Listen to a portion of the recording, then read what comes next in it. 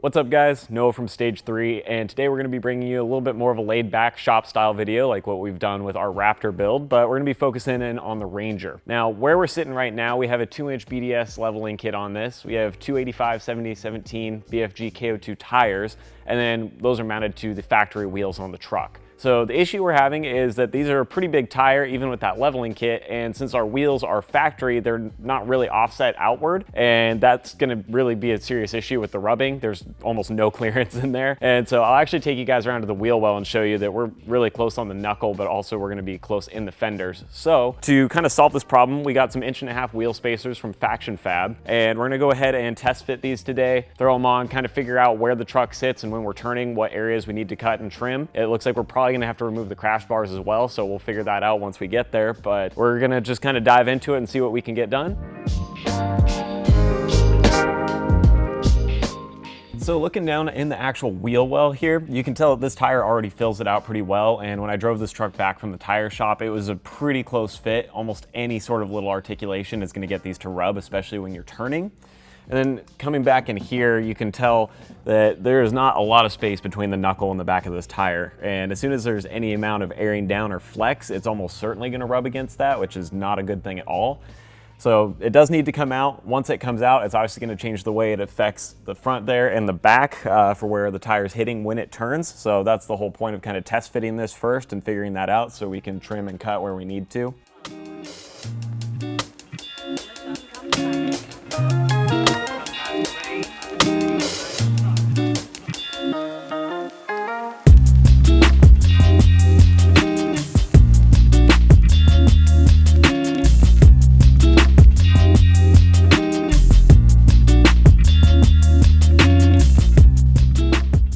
So there's a lot of debate on what's good or bad practice with wheel spacers, and a lot of folks will say that wheel spacers are just a bad mod in general if you're going to off-road the vehicle. I'd say if you get a good high quality wheel spacer and you know how to mount it, you're probably not going to have a whole lot of issues, but that may vary depending on how much you off-road. Now in our case, these are pretty beefy, but we're not going to have them on here long before we actually swap out to a different wheel entirely, and that's going to have a different offset on it that's a little bit more negative to bring the wheel out anyways. So what we're going to do is mount this up. We are going to use some blue Loctite to help secure everything. So once we get it on here, we'll have Loctite on those studs. We can tighten it down.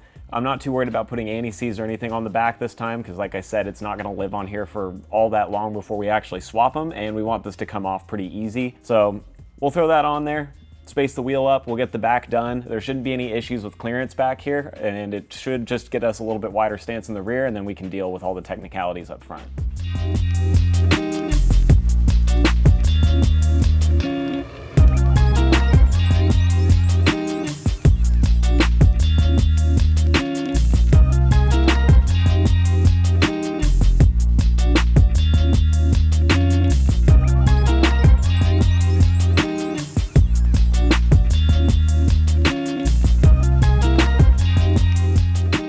So we've got this thing put on here, and I went ahead and torqued it down to 100 foot-pounds, which is what most people recommend for factory spec on these.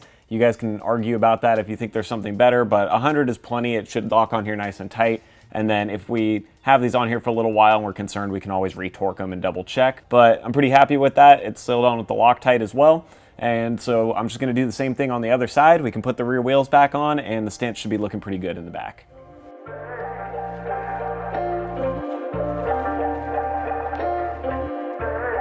So we've got the back end all put together, the wheels are tightened on, everything looks sharp, and it doesn't seem like we're gonna have to really trim or modify anything back there. So we're gonna leave those on and run it as is, but now we're up to the front, and so it's come down to the point where we gotta kind of test fit and figure this out. So I went ahead, threw the spacer on real quick, put the wheel on, and then set the truck down on its own weight. And turning the wheel in, you can see we've immediately got a problem with clearance here. Behind the wheel with the knuckle and the upper control arm, we're all good to go. The spacing is just right with this 1.5-inch spacer, but as far as that front crash bar is concerned, you can see that the tire is pretty much just pushed into it. So it's not even a little bit of rubbing, it's just binding up against it, which is basically gonna mean that we're gonna have to cut up these crash bars. And I know that that's a big safety issue, and obviously Ford puts these there for a reason, but there's really not any other way to get clearance. So our options are either to remove them completely or try and trim them back a little bit to get some extra clearance, or leave it as is and change tires, which isn't going to happen. So I think I'm going to try and shoot for trimming it back first and leaving some amount of crash bar there. That way there's some sort of metal or extra protection. If I can't get it to clearance quite right, then I may just have to cut the entire thing out to get the clearance that we need, but we'll kind of see how that goes once we get there. Now for the back of the front fender there is another crash bar that you can see, and that one's going to be super difficult to remove without cutting as well. So we're going to have to work on chopping that. It's less of a clearance issue than the front is, but as soon as we start articulating, this truck will definitely hit. So we'll try and clearance that one out, make some space in the back, make some space in the front, and then we should be looking pretty good past that point to get the actual kind of articulation we're going to need with this setup.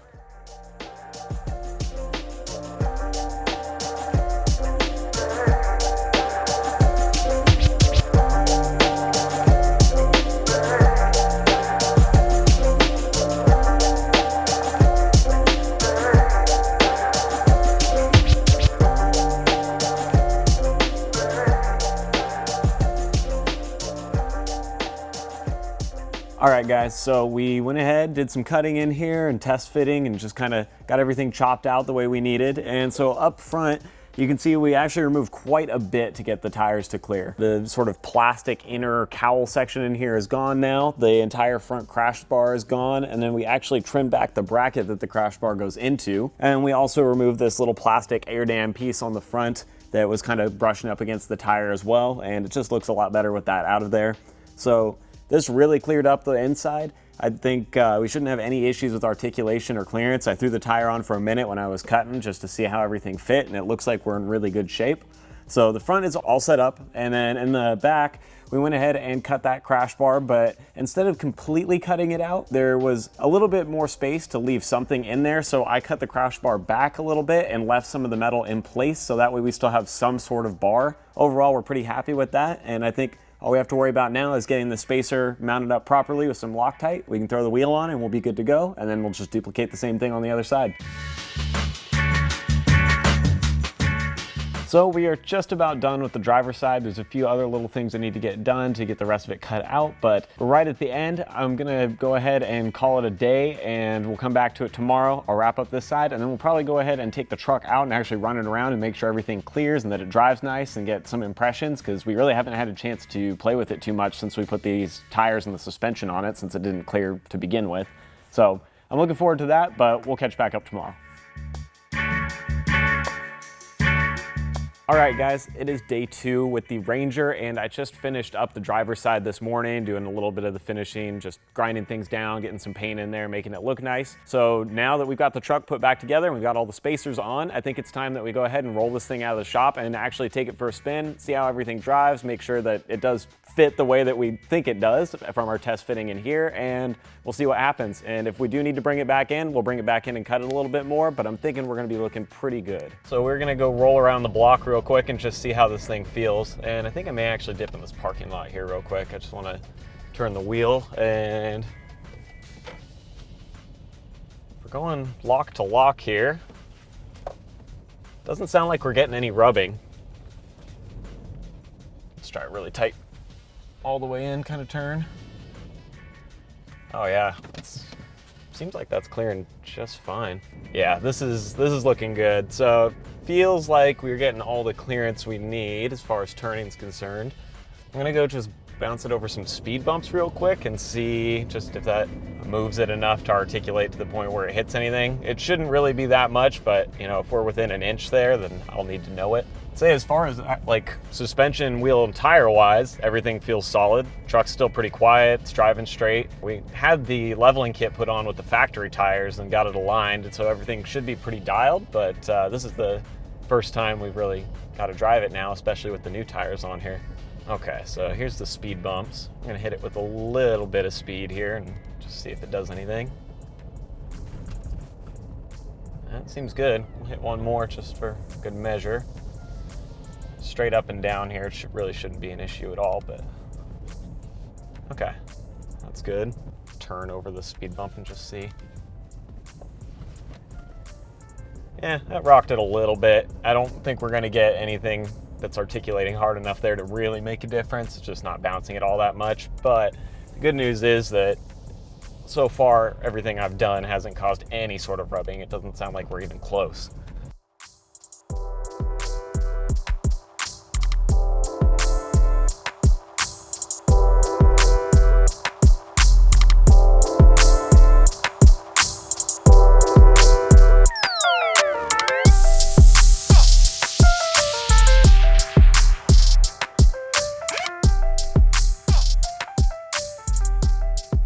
Well guys, this is going to be a wrap on our shop day video with the Ranger. It looks like everything is buttoned up and just as it should be. So I've been super pleased with driving this thing just around a couple blocks, and we even got it in the dirt a little bit here to really feel out the suspension and stuff, just for kind of first impressions. So I'm happy with it so far. We'll be probably bringing you some more shop videos like this down the road as we continue to build this truck up.